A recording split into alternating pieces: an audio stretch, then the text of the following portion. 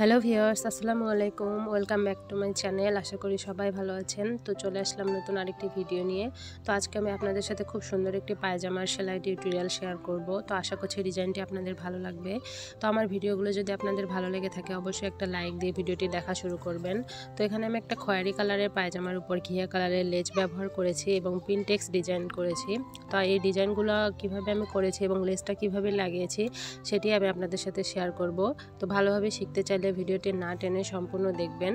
তো আমার চ্যানেলে যারা নতুন, এখনও যারা আমার চ্যানেলটিকে সাবস্ক্রাইব করে নাই, এমন নিত্য নতুন ডিজাইন পেতে অবশ্যই আমার চ্যানেলটিকে সাবস্ক্রাইব করে পাশে থাকা বেল আইকন অলে ক্লিক করে দেবেন, যাতে আমার ভিডিওর নোটিফিকেশন সবার আগে আপনার কাছে চলে যায়। তো অলরেডি যারা সাবস্ক্রাইব করে ফেলেছেন তাদের অসংখ্য ধন্যবাদ। তো দেখুন, আমি এখানে ডিজাইনের জন্য আলাদা একটা কাপড় নিয়েছি আর লেস ব্যবহার করছি। তো প্যান কাটিং যে সালোয়ারগুলো আছে সেটার মাঝখানে যে জয়েন্টটা সেটি কিন্তু আমি অফ ক্যামেরায় দিয়ে নিয়েছি। আর পায়জামার ঝুল যা লাগবে তার থেকে আপনারা 5 ইঞ্চি কম ঝুল রাখে প্রথমে প্যান কাটিং সালোয়ারটি কাটবেন, এবং 5 ইঞ্চি যে আমি ডিজাইনের জন্য কাপড় নিয়েছি সেটি কিন্তু ওই ঝুলের সাথে যোগ হবে। মানে ধরেন আপনার পায়জামার ঝুল হচ্ছে 37 ইঞ্চি, তো আমি এখানে 32 ইঞ্চি হচ্ছে প্রথম ঝুলটা কেটেছি। আর নিচের যে ডিজাইনের জন্য আমি কাপড়টা নিয়েছি সেটি কিন্তু আমি এখানে 5 ইঞ্চি নিয়েছি। আর আপনার পায়জামার মুহুরির নিচের অংশ যে যেমন ঢোলা নেন সেই অনুযায়ী নেবেন। আর ডিজাইনের জন্য যে আমি বাড়তি কাপড়টা নিয়েছি সেটি সেই মুহুরির থেকে আরও কয়েক ইঞ্চি, ধরেন 6 থেকে 7 ইঞ্চি বা 5 ইঞ্চি বাড়তি নিলেও হবে। নেওয়ার পর দেখুন, আমি ডিজাইনের জন্য যে কাপড়টি নিয়েছি সেটিতে হালকা একটু ভাঁজ করে উপর দিয়ে কিন্তু পিনটেক্স ডিজাইনটা করব।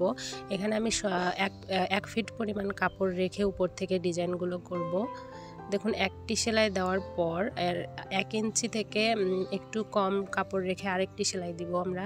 তো আপনারা ফিতার সাহায্যে মেপে নেবেন, তাহলে কিন্তু একদম অ্যাকুরেট মাপটা আসবে।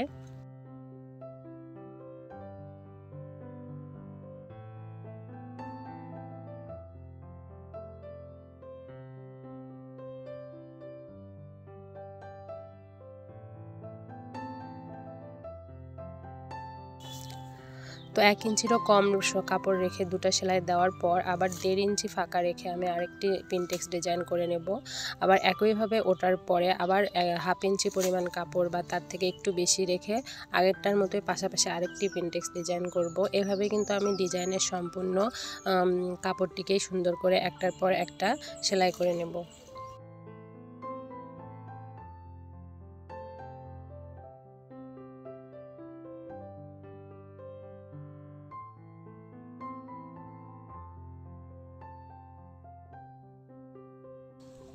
তো খেয়াল রাখবেন যাতে মাপগুলো আপনার সঠিক হয়, মানে একটা থেকে আরেকটার দূরত্ব যাতে একই রকম হয়। তাছাড়া যদি সমান অসমান হয় তাহলে কিন্তু দেখতে ভালো লাগবে না।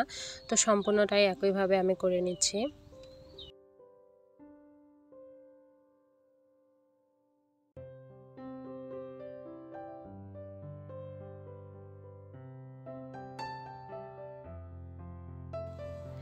তো পিনটেক্স ডিজাইনের যে কাপড়টি আছে সেটিতে সম্পূর্ণ করার পর দেখুন, আমি অফ ক্যামেরায় ইস্ত্রি করে নিয়েছি। তো ইস্ত্রি করার পর কিন্তু দেখতে বেশি ভালো লাগে। তো ইস্ত্রি করে নেওয়ার পর পায়জামার যে উপরের অংশটুকু আছে সেটিকে আমরা সিধা অবস্থায় রাখবো, আর লেসটিকে রাখবো উল্টা অবস্থায়। তো প্রথমে সিধা অবস্থায় রাখার পর লেসটি উপরে রেখে আমরা প্রথমে লেসটিকে জয়েন করে নিব।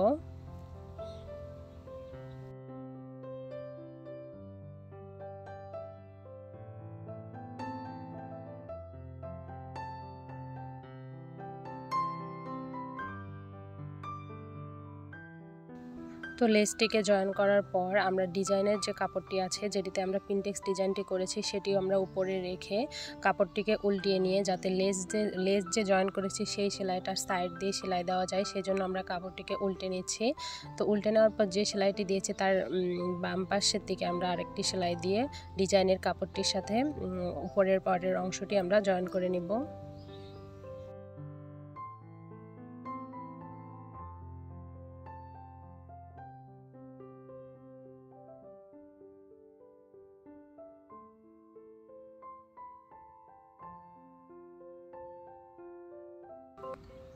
তো লেজ এবং ডিজাইনের অংশটিকে জয়েন করা নেওয়ার পর সেলাইয়ের উপর দিয়ে আমরা আরেকটা চাপ সেলাই দিয়ে নিব।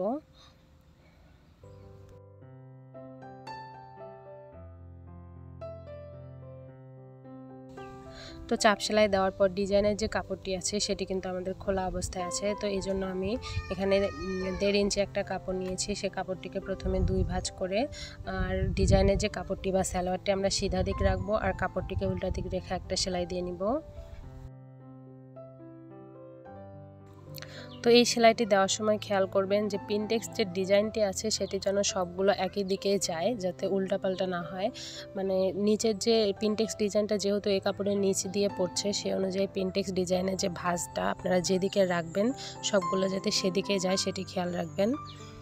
তো প্রথমে সেলাই দেওয়ার পর কাপড়টিকে আমি উল্টিয়ে সিধা দিক দিয়ে কিন্তু আরেকটি সেলাই দিয়ে নিচ্ছি। এই সেলাইটিও দেওয়ার সময় খেয়াল রাখবেন যাতে পিনটেক্স ডিজাইনগুলো আপনি যে সাইডে রাখতে চান সবগুলো এক সাইডেই যায়।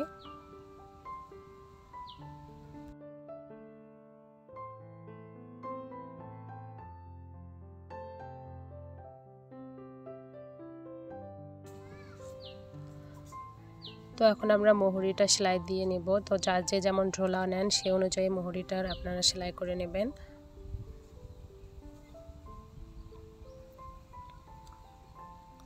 তো দেখুন আমার ডিজাইনটি করা কিন্তু কমপ্লিট।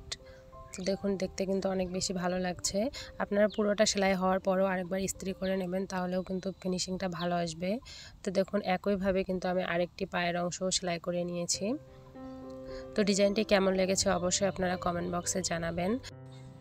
তো আজকের মতো এখানেই বিদায় নিচ্ছি। দেখা হবে নেক্সট ভিডিওতে। আল্লাহ হাফেজ।